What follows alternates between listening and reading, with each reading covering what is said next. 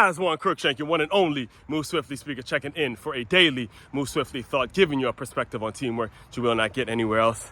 Reason I opened with that little imagery there. It's first time, first run, and some brand new Adidas Falcon. Run Falcon, baby.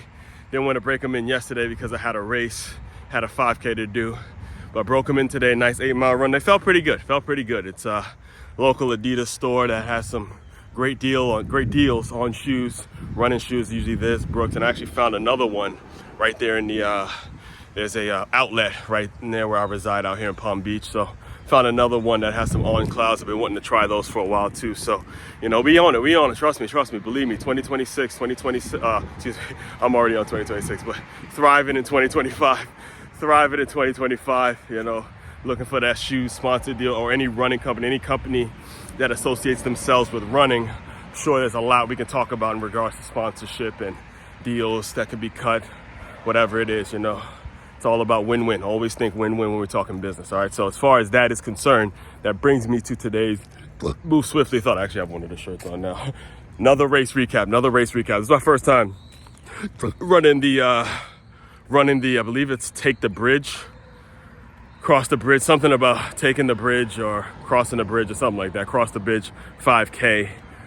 Great experience. I've run over that bridge a few times. I remember my first half marathon about 2 years ago now. Training like a MFer. And part of the half marathon is the Blue Heron half marathon. Running Singer Island half marathon. But part of the training was running over that Blue Heron bridge. And let me tell you, man, ain't no joke. And regardless of how many miles it is, that bridge is always gonna cause problems. That bridge always causes problems because it's not running up once. It's up and then you make a little turn and then you back. And that really is the race. If it was flat, I really feel like I would have placed. I fell literally 20 seconds short of placing in my age group. 20 seconds. I came in fourth in my age group. They did top 3, and I was 20 seconds away from the third place winner in my age group. And was I upset? Yes, because I'm always a competitor. I always want to compete. I always want to, hit the podium. However, at the same time, I was happy at the fact that I've been challenging myself. I was happy at the fact that I was upset. We'll say it like that because that means I'm still competing. Considering, again, I'm not an excuse-making type of a guy, but considering I spent earlier this week or last week not even being able to run because my nose was running. I was, a little under the weather. Could barely get it out. I had to actually skip a run one day, considering I was still recovering a little bit, still kind of sniffling. You may hear it in my voice. And still being able to go out and perform to the best of my ability. That makes me happy. I'm happy at the fact that I'm upset that I didn't place. And also in that, I'm a distance runner. Normally I do 10Ks and beyond. So, when you're training for that distance, and this is something I was actually chatting with some people about after, when you're training for that distance, normally, the 5Ks become challenging because they're pretty much full out sprints. And, your body's not really used to that. And as a competitor, you're going to go away from the pace that you normally go. And then on top of that, again, you have people that train specifically just for 5K. So, all that being said, as far as the recap is concerned, the most important part of the entire race is the connections I was able to make, all right, even before the race. Now, the reason I did it is because of the organization that it's benefiting. The organization is benefiting is all about, helping high school kids find the right college. They have a program that's set up through the Palm Beach Public Schools Department or something of that nature, in which they have, mentors coming in a couple times a month to mentor high school kids about what they need to be doing to get themselves right in college. And, I've been for the past, 5 years now at this point, probably, I've been itching to get around or be a part of the more high school collegiate type of students. The students I've been around, as great as it has been, some days not so great, but as great as it has been to be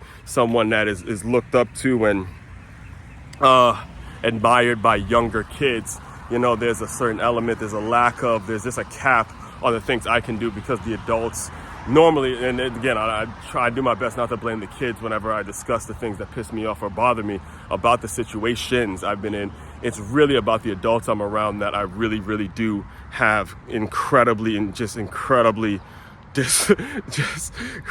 to say this in a professional way.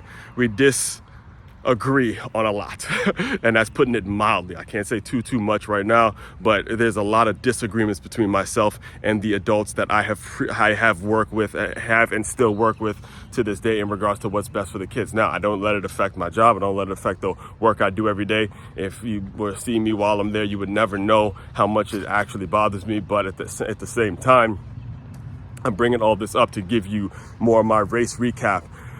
So the organization that I'm referring to in regards to the race yesterday, they have a program in which allows mentors, people like myself, who can come in and work with the high school kids about, getting themselves ready for college, what they need to be doing, what they ought to be doing to get themselves in a better situation collegiately. And when you look at the work that I do and the work I've provided, it's the perfect situation for me to be a part of, because it's just volunteer based, and it's me volunteering my time in order to, put my situation with that I'm at with the school, put them in a better situation. And it's up to the school to take advantage of it. And that's really the main point I want to get across to you all out there who may be struggling with a situation that you're a part of professionally. It's all about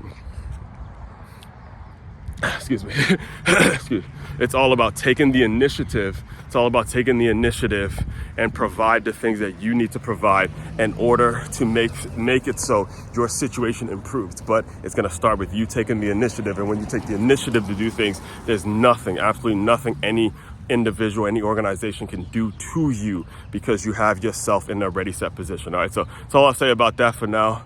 Dive deeper into a lot of these concepts in about a couple hours from this recording. Stay Hired Sunday with my good friend Kimberly Blue. Main website to check out to dive deeper into all my work, it's makeyourmove.com. That's makeyourmove.com. One-stop shop for your teamwork and your self-development needs. As one, Crookshank, and one and only Move Swiftly speaker checking out. You guys continue to move swiftly. We will talk more soon.